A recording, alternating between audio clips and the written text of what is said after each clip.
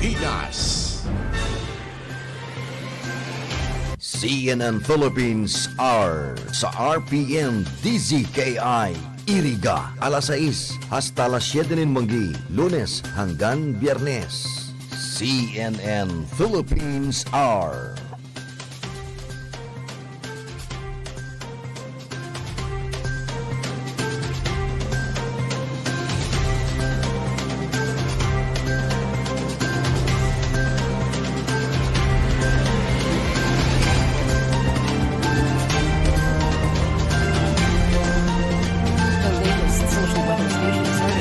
More Filipinos believe we've been through the worst of the COVID-19 pandemic, but Carolyn Bonkin reports the survey was conducted in April when daily infections were lower. Is the worst of this pandemic behind us, or is it yet to come? The social weather stations asked this among 1,440 adults nationwide from April 19th to 27. 83% of them say the worst is over, representing 4 out of 5 Filipinos. This has a 2.6% margin of error. SWS Director for Communications and IT Leo La Rosa says of the 9 similar surveys since May 2020, this one in April shows the highest optimism among Filipinos. He says COVID-19 cases and deaths are big influences on how the public perceives the gravity of the pandemic situation. We've seen how pessimism go down when daily COVID cases is on the rise, and we see optimism go up every time COVID cases go down. The death cases are rising. That's also the time when optimism suffers. Daily infections were down and death toll was at 15 when SWS did the April survey. It's actually a recovery from the record low 38% in September of 2021. It was the time when the Delta variant was really at its height. Again, we asked people on the street if they think we've been through the worst of this pandemic. Hindi naman masyado. Kahit may COVID pa rin, may pan-COVID pa rin, kaya ingat pa rin. Hindi pa po kasi sa ngayon po marami pa rin pong nagpa-positive kahit may mga vaccine na po tayo or booster po. Hindi pa po kasi may mga lumalabas pa pong iba't ibang variants ng COVID. Those we ask are also afraid of getting COVID-19. True enough, despite high optimism, the SWS survey shows 88% of Filipinos worry for themselves or their family getting infected with COVID-19. Highest even when compared to past surveys during the spread of Ebola, swine flu, bird flu, and SARS. Compared to those past pandemics, people's fear of catching COVID-19 is higher. Health officials are asking the public to keep their guard up as we try to live with the virus. Caroline Bonkin, CNN Philippines. The COVID-19 situation is not getting any better in the United States. Data from Johns Hopkins University shows the U.S. has reported its 200,000th death for the virus this year. This grim benchmark as experts warn about the dangers of Omicron subvariant BA.5. Over 1,025,000 people have died of COVID-19 in the U.S. Back here at home, authorities in Aklan province are ramping up efforts to monitor visitors to the world-famous tourist island of Boracay. Calibo Mayor Juris Sucro says he ordered the municipal health office to tighten screening at the Calibo International Airport. He's also requested to again deploy contact tracers in the town and Boracay Island. From 0 cases last month, Calibo now has 19 active COVID cases. Malaytao, meanwhile, has listed 38 cases on the island from July 1 to 18. A majority are South Korean tourists. Now that COVID-19 cases continue to rise, many are still waiting for the government's go signal to get a second booster. But the health department appeals for patience. On Politics as Usual Wednesday, the agency again explained there is still not enough evidence to support calls for a 4th dose of the vaccine for the general public. So far, the DOH has requested the Food and Drug Administration and the Health Technology Assessment Council to study the second booster for the immunocompromised and those aged 50 to 59. we need to wait for the decision or the recommendation of FDA so that they can amend their EUA to expand to these sectors. Up until we can get that, and we cannot issue any guidelines until then. So we have to wait, we have to be patient. Our experts are saying that up until now also, our first booster shot is still effective against the severe forms of the disease. The DOH met with FDA officials on Monday to discuss the matter. The private sector renewed a call for a second booster because of over 1.5 million doses expiring by the end of the month.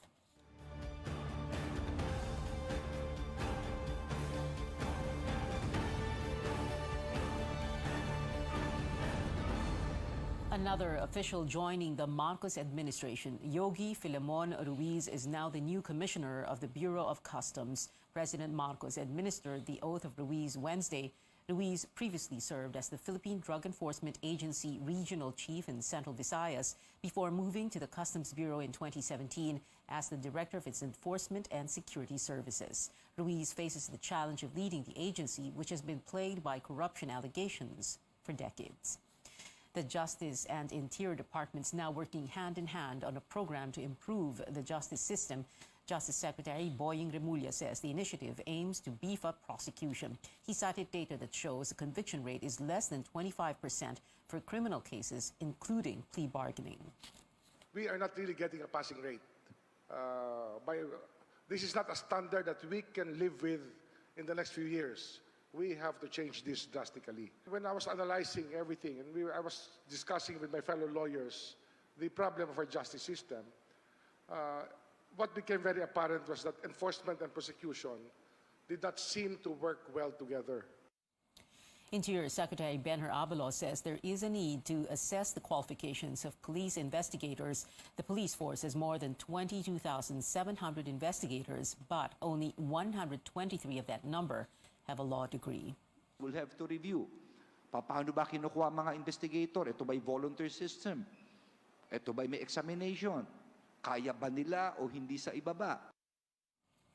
And the DOJ will continue the previous administration's plan to digitize jail records in a bid to fast-track the release of eligible inmates. The move is expected to help decongest jails. The Migrant Workers Department launches a new initiative that seeks to immediately respond to repatriation requests from Filipinos abroad. Tristan Odalo tells us more about the One Repatriation Command Center. A single approach to help distressed overseas Filipino workers wanting to come home. This is the One Repatriation Command Center launched by the Migrant Workers Department. Magkatulong-tulungan kami, imbis na magkaturo-turuan, kung paano mapauwi ang isang naghihinagpis na OFW. Migrant Workers Chief Susan Tuts-Oble says the center will keep OFW families informed while repatriation is ongoing.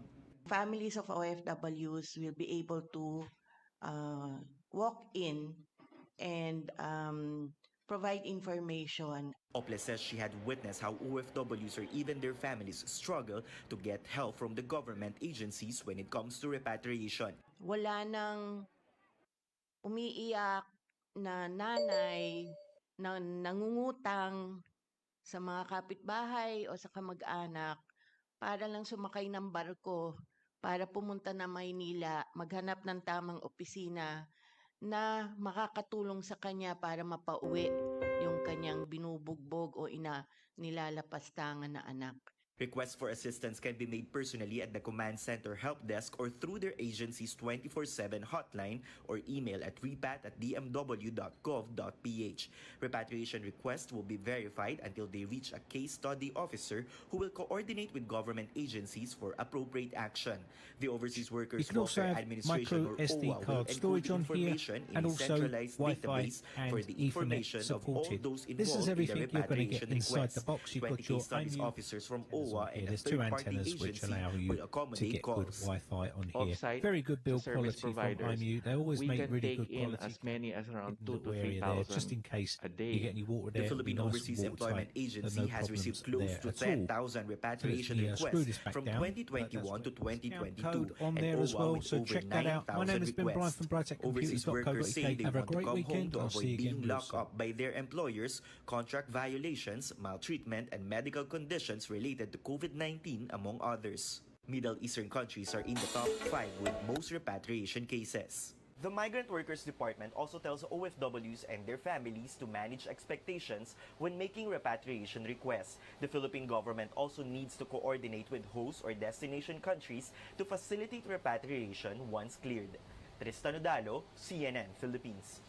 Up next, what do senators hope to hear from President Marcos during his first State of the Nation address? And a Filipino-American singer is set to play Belle of Beauty and the Beast in an anniversary special. Keep it here on Newsnight, where we go above and beyond the headlines.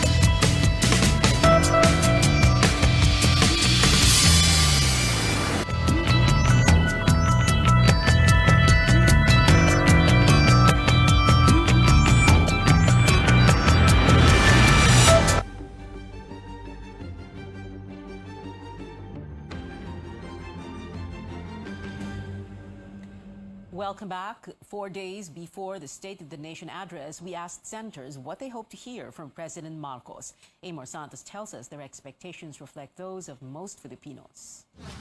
The Senate Session Hall reopens on Monday for the first regular session of the 19th Congress. Senators will be here in the morning before attending the joint session at the Batasang Pambansa for the President's SONA. Neophyte lawmaker Robin Padilla couldn't hide his excitement. Asawa ko ang nagpe-prepare. Ako, siyempre, excited ako. Hindi pa ako naka-experience nung nandun ka na, di ba? Yung hindi ka third person eh. Ito, ngayon, talagang wow. Padilla specifically wants to know President Marcos' plan for programs started by the Duterte administration, including the war on drugs and Build, Build, Build.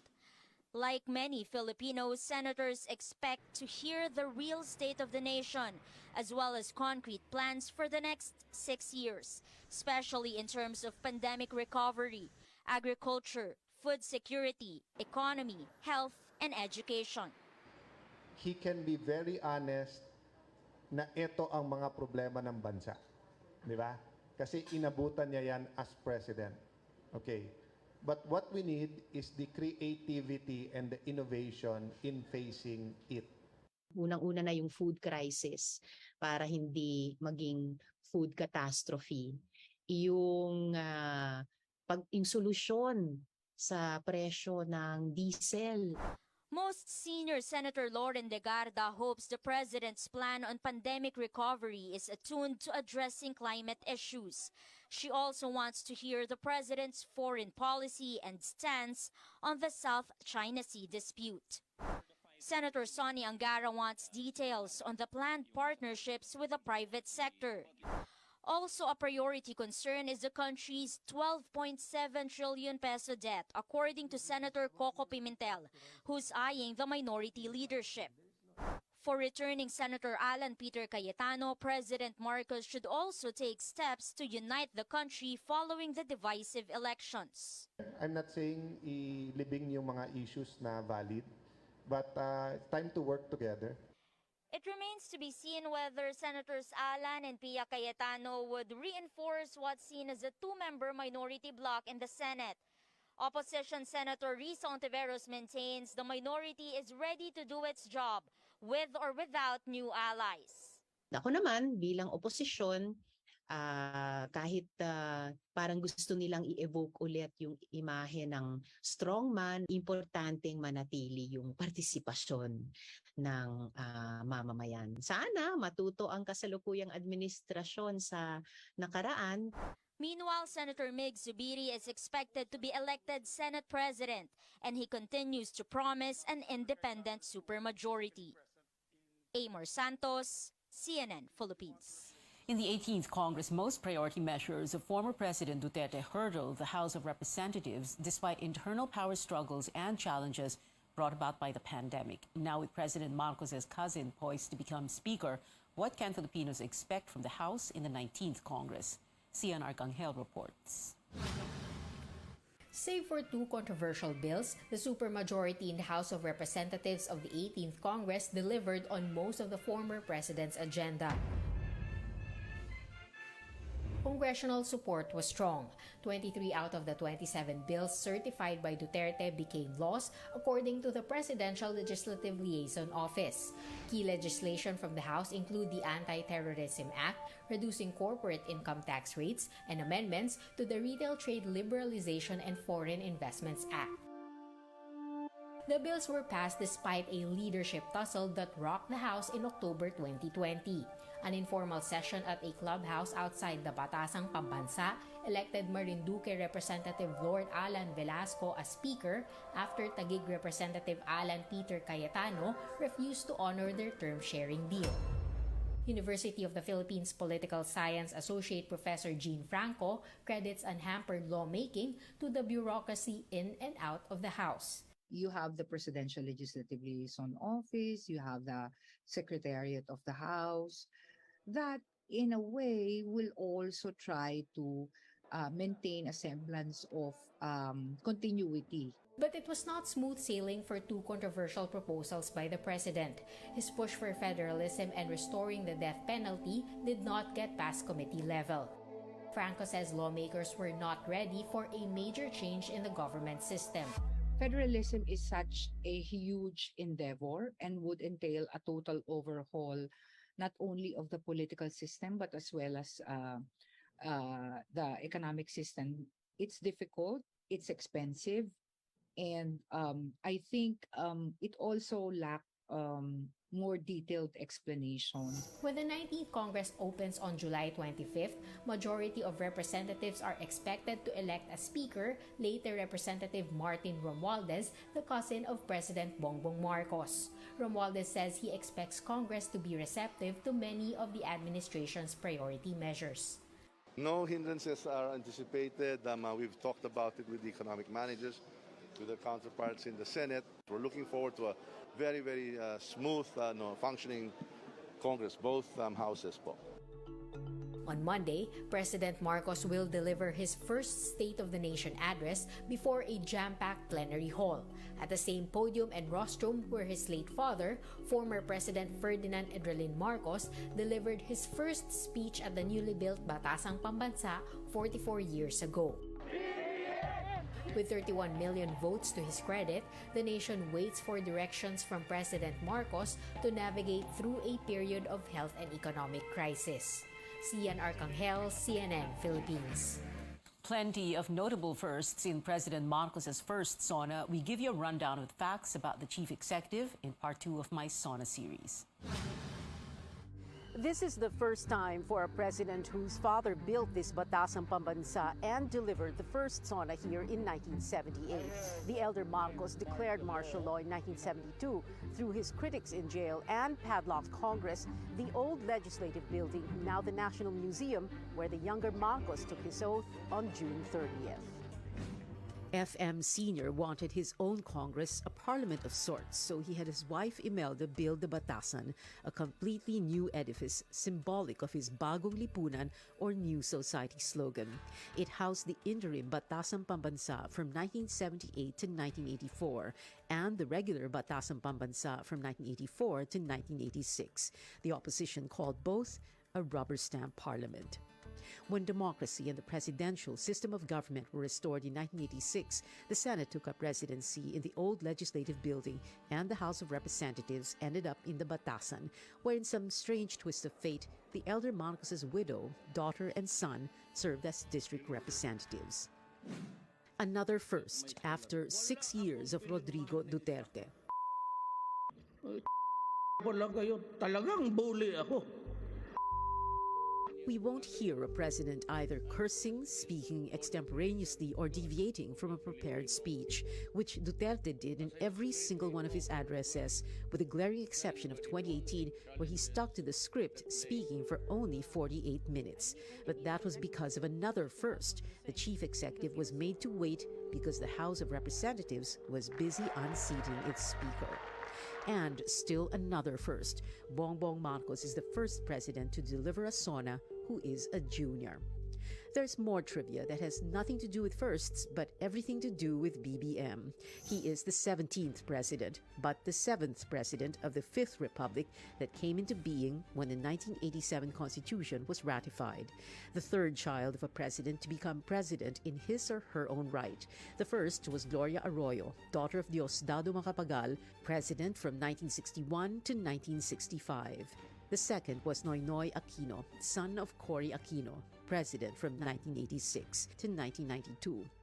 Marcos is the 11th senator to become president, the 11th to have served as congressman, the second president from Ilocos Norte, the 11th president to be proclaimed by a legislature, and the 7th president to be elected to a single 6-year term, a provision expressly placed in the 1987 Constitution to guard against another dictatorship, not unless a congressman has his way. Catch the third and final part of the series tomorrow right here on Newsnight. On Monday, July 25th, CNN Philippines will bring you President Marcos's first sauna straight from the Batasang Pambansa in Quezon City at 2 in the afternoon. Tune in to our live coverage also of the opening of Congress, both the Senate and the House of Representatives, beginning at 9:30 a.m. Poll watchdogs sound the alarm as Congress pushes for another postponement of the December 5 Barangay and Sangguniang Kabataan elections. Lawmakers want the polls to be rescheduled to next year or even to 2024 to divert the 8.4 billion peso budget to pandemic and infrastructure projects. Watchdogs believe this is not the way to save funds, as expenses are already accumulating with election preparations. Hindi totoo na masasave natin itong 8 billion na to or 8.4 billion na ito para kung hindi natin to gagawin. Kasi gagawin din naman natin eh. Hindi ko alam kung saan ang wisdom noon ng mga nagpo-propose ngayon. Paano naman yung mga barangay na hindi maayos yung kanilang barangay DZKI official? So kailangan na nating ibalik sa mga tao yung karapatan na paltan o i-re-elect ulit yung mga barangay DZKI officials nila. Another election watchdog, NAMFREL, says many youth leaders serving since 2018 are already overaged. More stories here on Newsnight. No signs of stopping for BTS. 4 members releasing a new song with 2 chart-topping artists next month. And an appeal for help from the family of this track and field icon who's battling breast cancer. Stay tuned.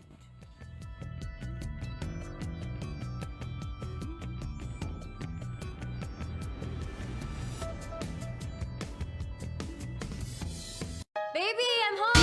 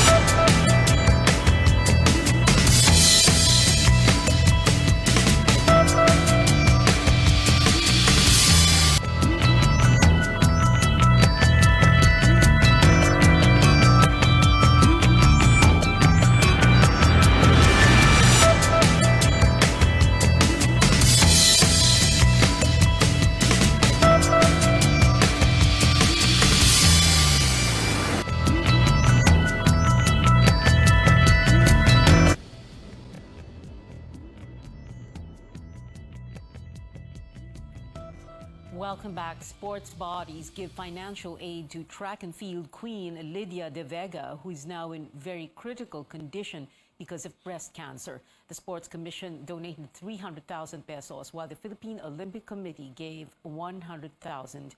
Lydia's daughter appealed for prayers and financial assistance online after revealing that her 57-year-old mother has been battling stage 4 breast cancer for 4 years now. Lydia De Vega is one of the most decorated athletes in Philippine sports. She was dubbed Asia's fastest woman in the 1980s, holding national records for over 3 decades. In the NBA, James Harden stays with the Philadelphia 76ers, but with a contract worth less than a previous deal. ESPN reports the 2018 league MVP agreed to a $68.6 million two-year deal, $33 million set for the season. Harden said in an interview with the Associated Press that he declined his $47.4 million option last month, so the money could go towards a better lineup for the championship. Philadelphia recently signed Harden's former Houston teammates P.J. Tucker and Daniel House. On to entertainment news. BTS armies can look forward to yet another collaboration from the K-pop sensation rapper Snoop Dogg, producer Benny Blanco, and BTS's Jin, Jimin, V, and Jungkook are releasing the track Bad Decisions on August 5th. The music video will come out the same day. Danish singer-songwriter Maximilian is ready to serenade Filipino fans after waiting 2 years to come to the country. The artist behind the viral hit Beautiful Scars will perform at the Eastwood Mall in Quezon City on Friday and the Venice Grand Canal Mall in Taguig on Saturday. CNN Philippines New Day got a preview of what fans can expect for his two-night concert. Just sing one. I mean, Beautiful Skies. I wrote that song, man. All right. I'm not gonna fight back what I've become. Yeah, I got bruises where I came from, but I wouldn't change if I could restart. I ain't gonna hide these beautiful skies. I've been going way too hard on myself. Guess that is the reason I've been feeling like hell. But I wouldn't change if I could restart. I ain't gonna hide these beautiful scars. Maximilian also said the Filipino community back home helped the 2019 track skyrocket to fame. For a tale as old as time, this Grammy-winning Filipino-American singer is set to play a Disney princess. Her was cast as Belle in ABC Network's Beauty and the Beast 30th anniversary special airing in December. News outlet Deadline says the director of hit movie Crazy Rich Asians will executive produce the musical special. And that is it for now. Join me again on news.ph at 7 p.m. I'm Pia Honteveros for Newsnight, where we go above and beyond the headlines.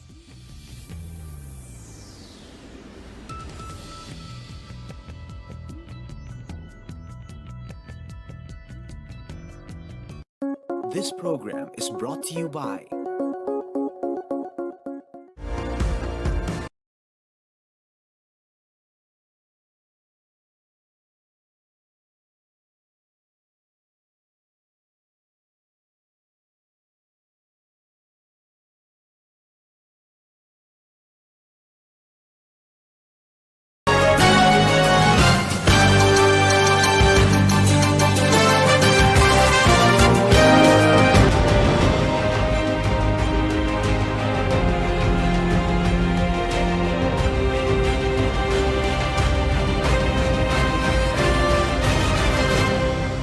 The idea of a president's first 100 days has its origins in the United States in the early 1930s as the country wallowed in the Great Depression.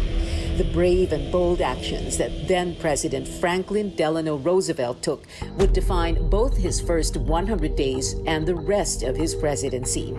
Today, here in the Philippines and here on CNN Philippines, we'll keep a close eye on President Bongbong Marcos's first 100 days. We do not look back, but ahead. Up the road that we must take to a place better than the one we lost in the pandemic.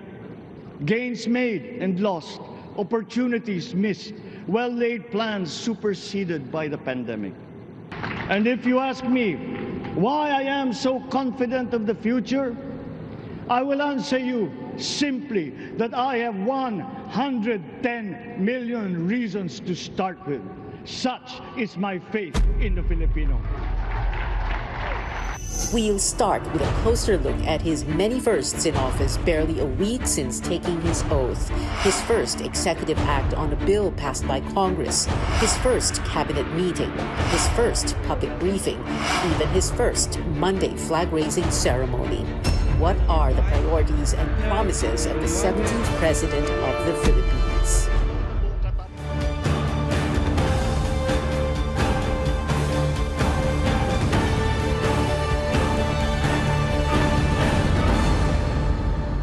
Good evening, I'm Pia Honteveros. Welcome to your weekly political appointment fix, politics as usual. My guests tonight here in the studio, political analyst Richard Heydarian and former presidential spokesperson Edwin Lacerda. Hi, Richard and Edwin. Thank you very much for being here. You're all smiles. Parang ito na naman tayo. Anyway, we're talking about, well, for tonight, we're talking about the first 6 days of the first 100 days of BBM, now President Marcos. Let's begin with his inaugural address. I presume you were both watching live, no? Your thoughts muna, Edwin. Well, it's a welcome change from the previous one. You know, the thing was, it's very traditional.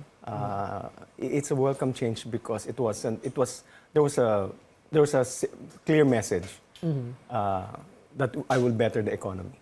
You know, but you know, what one noticed a lot of certain statements which were not accurate. Like, but by and large, it was what do you... Like which ones like were inaccurate? He mentioned a number of things about the father. He mentioned that he had the biggest approval mandate in history. That's not true because percentage-wise, you don't count it by the number of people who voted because that's a function of population, but rather you count the percentage, which is a function of total number of voters who voted for him. So there's a big difference. As against the voter turnout. As against the voter turnout. Yeah. So it's only 58%. That's about, if I'm not mistaken, he has the third highest. Third, yes, third. So, so that's inaccurate in that regard. And also the statements about his father. But by and large, it was well written. It was a well written speech.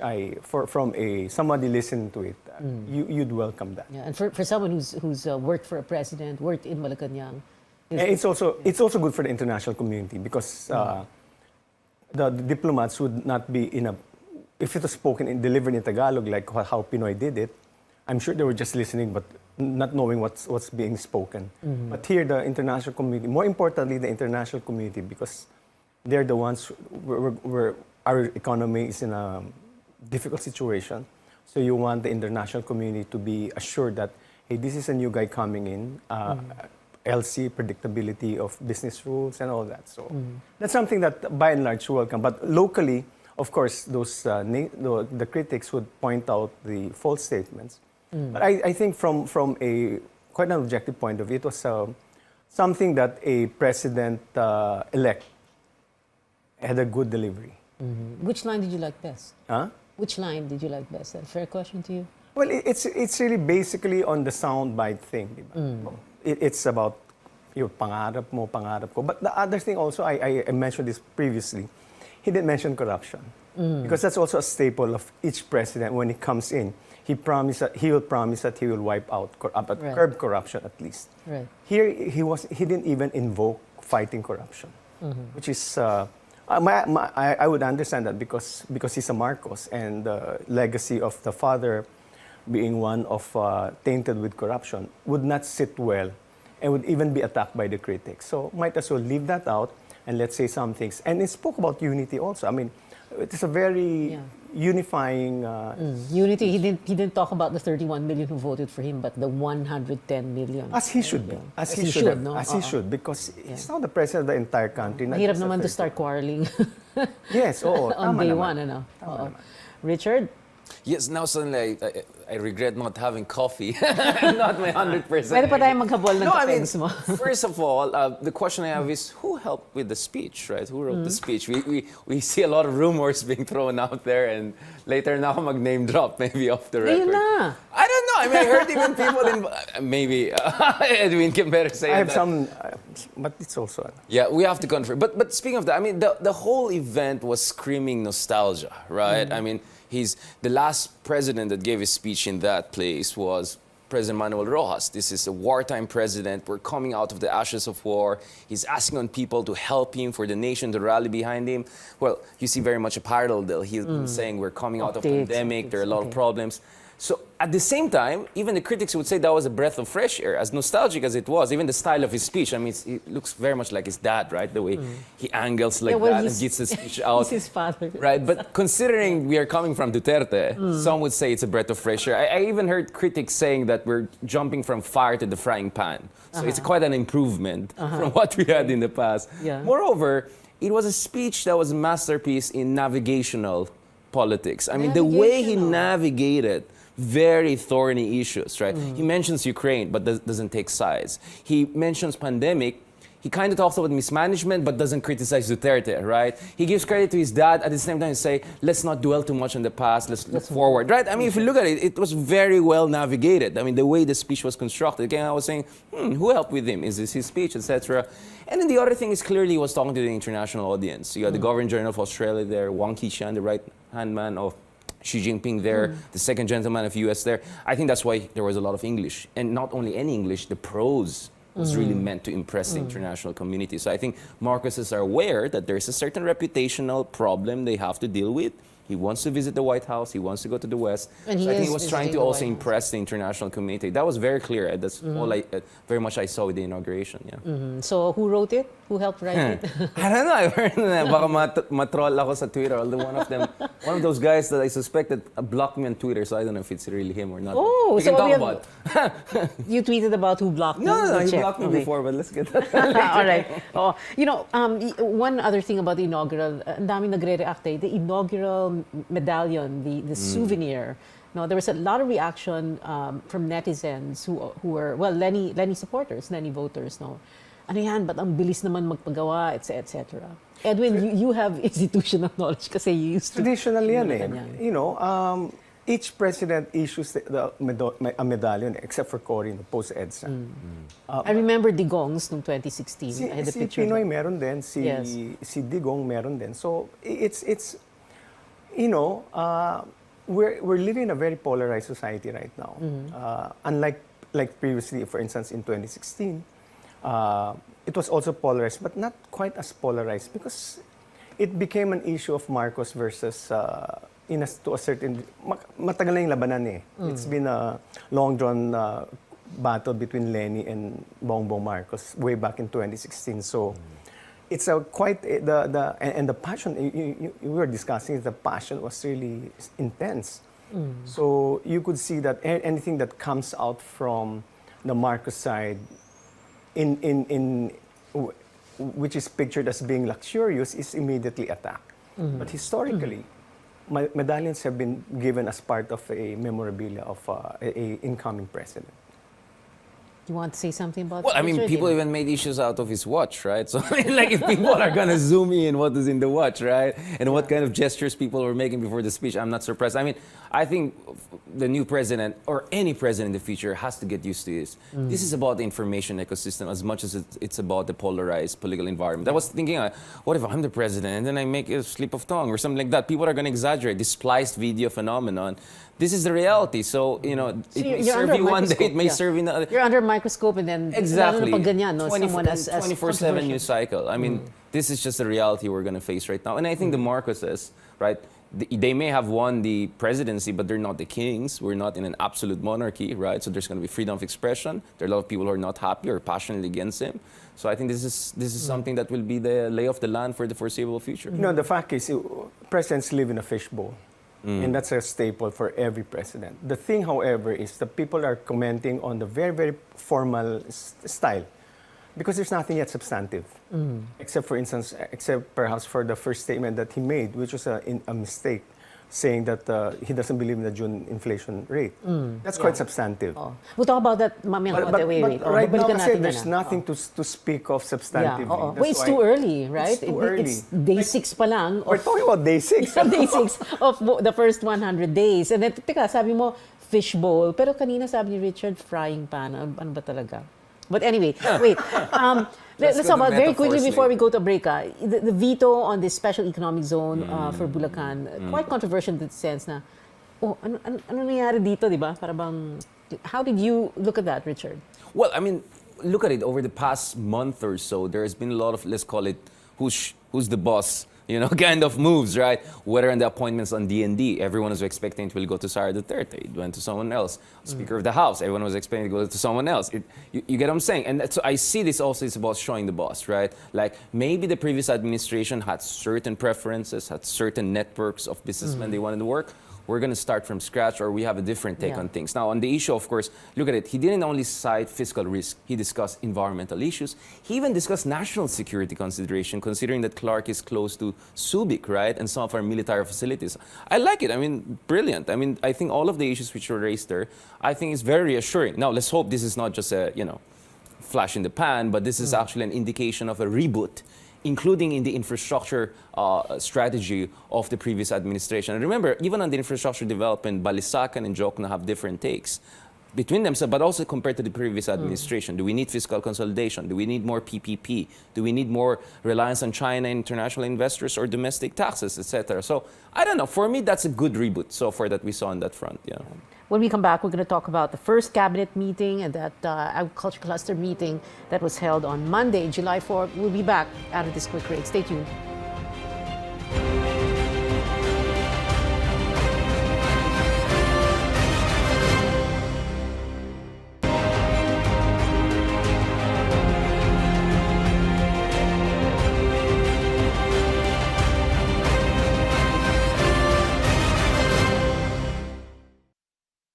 I think that I will have to disagree with that number. We are not that high. We have crossed our targets were less 4% or less. Unfortunately, it looks like we may cross that threshold. Tatawid tayo sa 4%. Let me begin by saying that the President's disbelief at the 6.1% June 2022 inflation rate figure was misunderstood. Okay? He was referring to it as a full year figure when in fact the year to date, meaning January to June, average inflation rate is actually 4.4%. Welcome back. This is Politics as Usual. We're still talking about what's happened so far. Day 6 of the first 100 days of this new Marcos presidency, the new Marcos administration. Ito na nga yung sinasabi ni Edwin kanina, right? Itong 6.1% inflation.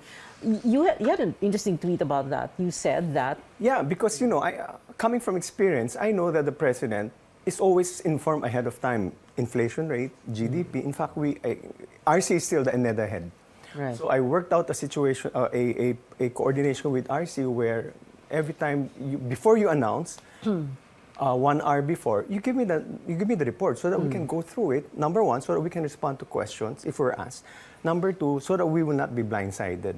So the president gets all these reports. Text yan, sir, this is the inflation rate. Sir, this is the GDP. So you cannot say na hindi mo alam. And noteworthy is the same day lumabas the inflation rate, RC was there. Ben Jokno was there with him in the palace. So either he was briefed or he wasn't given, or maybe they haven't worked out a system where the president is informed of any economic report. But nonetheless, I saw the rationalization of Secretary Jokno, but the question was very clear. He mentioned June inflation report. And maybe it's from where I'm coming from my experience, he was responding based on stock knowledge. So it's possible that 4.4 ang sinasabi. It's true naman, there's a target. But the question was very direct. Either he didn't hear it or it was really based on stock knowledge. But if you go through the PSA report, the reasons for the increase was food. So maybe better preparation. But they had this memorandum circular requiring CSW complete staff work for everything. You don't have to have a memorandum order for that. CSW is a required part of government in the same way that a briefing papers are required for any CEO.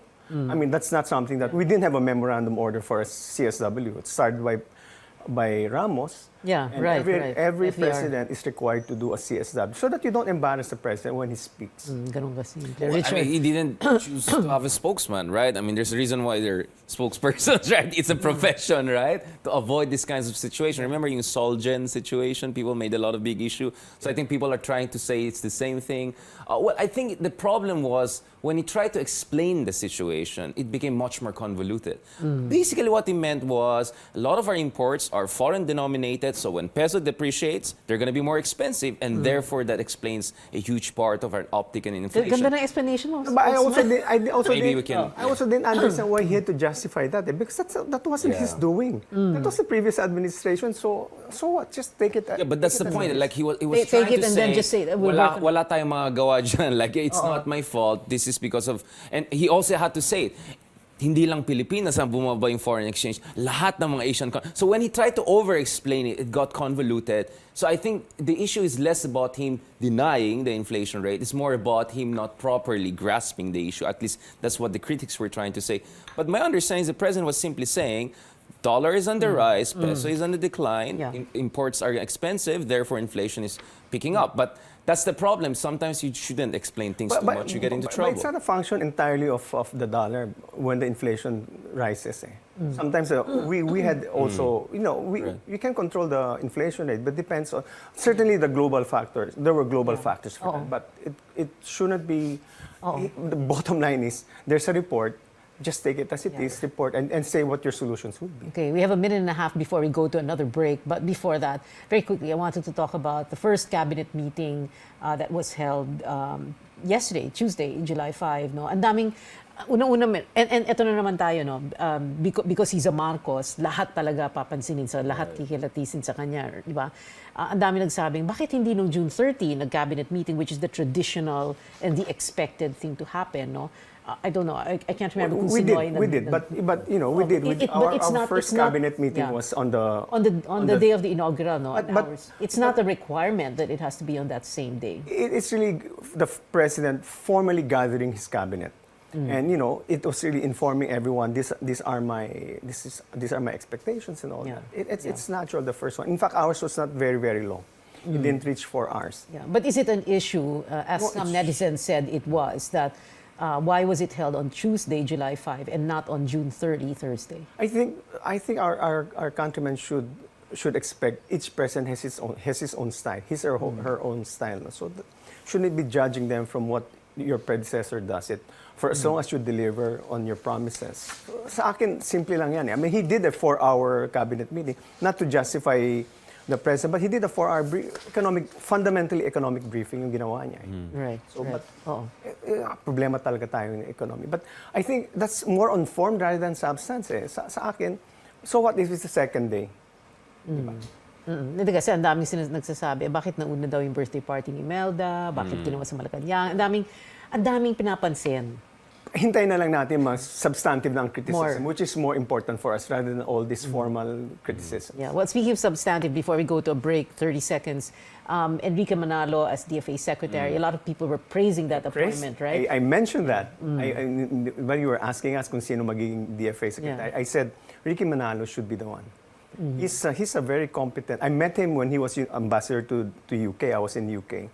He's very, very competent. And he's a son of 2 diplomats as well. So he's steep in diplomacy. Richard, wala pang your DOH secretary, right? DOH, DNR, That's the point. DOE. Yeah. That's why it's a bit of mixed baggage. I think, obviously they're going to be loyalists there. They're very competent technocrats. They're progressive technocrats, even like Balisacan. Enrique, fantastic with Ambassador Manalo. There were a number of names we were looking at. This is the best outcome we could have wished for, right? Brilliant. I love it. And by the way, he's the first one in 2 decades na career diplomat ang magiging hindi interim, but more or less hopefully permanent foreign secretary. So this is a great job. Last time was 2003 to 2004, diba? When we had our first female foreign secretary, right? So that's a great thing. But yun nga DOH secretary, wala pa. And we're already in the Kasi first week. may nag-hedge pa kasi, di ba? Yeah, that's my point. 3 weeks ago, sabi ni Bongbong Marcos na he's narrowed na yung choices. So, parang... nag-decline muna daw kasi yung isa, kaya... Filipinos Got Talent ba to? Ang tagal na to, di ba? Medyo priority. And so I think that's the one cabinet position where he could get some criticism for not showing urgency. But the fact that during his inauguration, tumayo siya when the frontliners were coming in, I think that was his way of saying, don't worry, alagaan ko kayo. I know how important your job is. And to be fair to President Marcos Jr., ang laki ng problema sa loob ng DOH, right? Oh my goodness. You need a big cleanup. So you need to bring someone who's not only respected by doctors for her or his expertise, but a good manager who can clean up the system because the mess is big. Okay. Since tonight's big word is first, so pag-usapan din natin yung first press briefing. I'm sure you watch it also, Edwin, and you, sanay ka dun as press secretary, as spokesperson, sorry. What did you think of the press briefing? You know, was the media, the Malacanang press corps, allowed to ask questions? You know, was it something we expected or something unexpected because we thought na? Yeah, I think he, except for that June inflation rate, he performed pretty well. I mean, yung mga nagtatanong, it's basically stock knowledge. It's basically stock knowledge because I know, they haven't really focused on what will be the executive decisions, or he hasn't made any executive decision. If you notice in his cabinet meeting, he said that or in his briefing, he said, I'm going to give you free rein. I'll delegate the responsibility of forming your own organization structure, whatever decisions.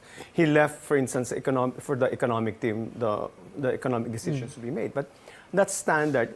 But the thing is but it's basically broad statements, motherhood statements, nothing specific, which is okay because there's really nothing substantive yet or specific that they have discussed. But could he be the kind of president na, he recognizes that other people are the subject matter expert and therefore he would trust them, for example? Well, apparently, he trusted the RC and Benjok, no? That's very clear. I mean, he also gave them free rein to manage their own organizations, which is really an important thing. You don't micromanage. That's important. Right. You can't. You cannot manage. Also, one thing, he mentioned that we plan to do 2 cabinet meetings a week. If it was me, I wouldn't do it. Once a week lang, or no, I don't think because give them free rein. I mean, you don't have to. You can meet small groups. Like we did it every day. We met in small groups. I mean, cabinet. Yung clusters. Even smaller than a cluster. And not in, like you said, in the Aguinaldo Hall. By the way, if I would suggest to President Marcos, please don't meet regularly in the Aguinaldo room. Because the chairs are old-fashioned, very nice craft, ergonomically challenged. Sasakit lang ang mga We did an 11-12 hour budget meeting in the cabinet room. And then everybody was saying, sir, baka pwedeng palitan na natin ang seal. More from our guests when we return. This is Politics as Usual.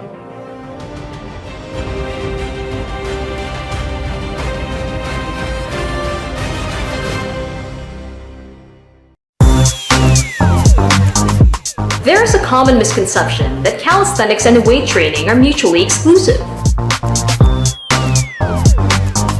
Combining these types of training can be tricky at first, but when done correctly and with the proper balance, you can actually enjoy the benefits of both. So just pace yourself. This is a time-based workout, so let me show you just how we can do that in today's workout, which we'll be calling hybrid calisthenics.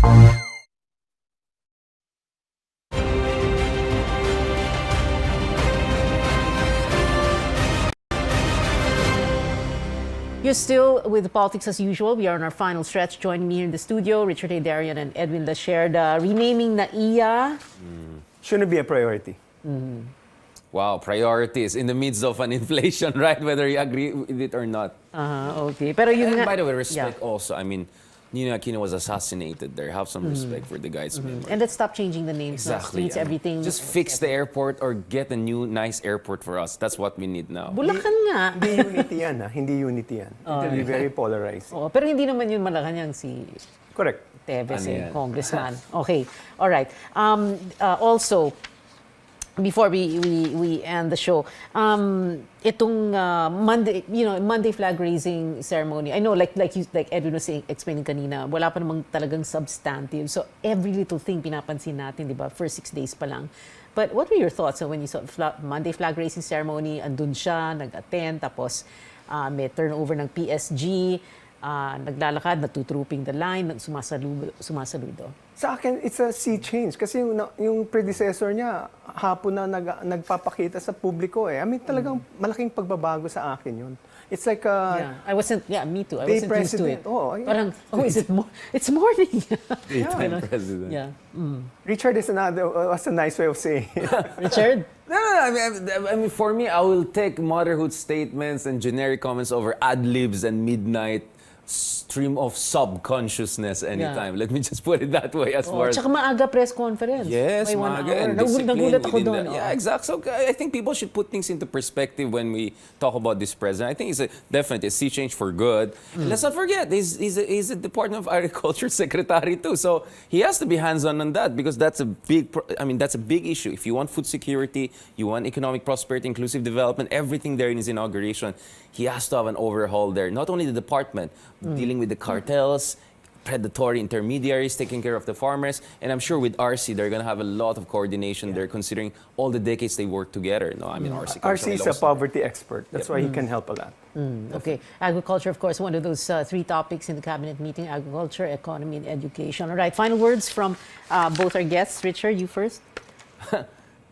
As I said, even for critics, this is more like jumping from fire to the frying pan. And to be even more fair to the new president, is that, let's take it a day at a time and then assess how it goes. And accordingly, if there's something good done, let's give credit where credit's due. If something is not done well, whether you voted for him or not, you call it out. That's how being a good citizen is all about. And let's try to do that and stick to the course, yeah. Thank you, Richard. Edwin? I think it's too early to judge President Marcos. All this criticism against him are not as important as whether he steers the country well, and that requires really reading your briefing notes, listening to your cabinet, and I hope he does perform for the sake of the country. Yeah, well, I remember May 25, the night that he was proclaimed, he said, wish me well and I want to do well. Right. Because if a president does well, then the country does well. Pray for me, I think even. Yes, he even said pray for you. All right. Thank you to our guests tonight, gentlemen, Richard Hidarian and Edwin Lasherda. Very glad you can join us tonight. And we've been told before, don't talk politics at the dinner table or the family reunion or in Viber groups and risk warfare, digital and otherwise. But we can talk about it here at this table on the show, your weekly political appointment fix, politics as usual. I'm Pia Honteveros. See you back here next Wednesday, 8 p.m.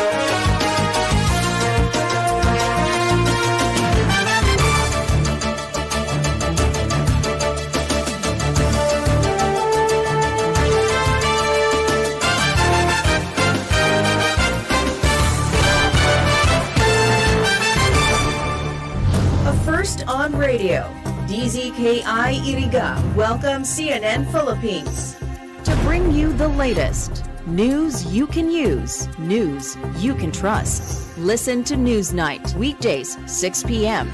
We now go above and beyond the headlines, followed by Med Talk, Health Talk. We'll talk about how to keep ourselves healthy during the pandemic. Politics as usual.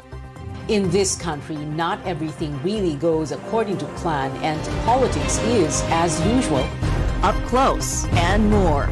Catch CNN Philippines Hour on DZKI-IRIGA. Weekdays, 6 to 7 p.m.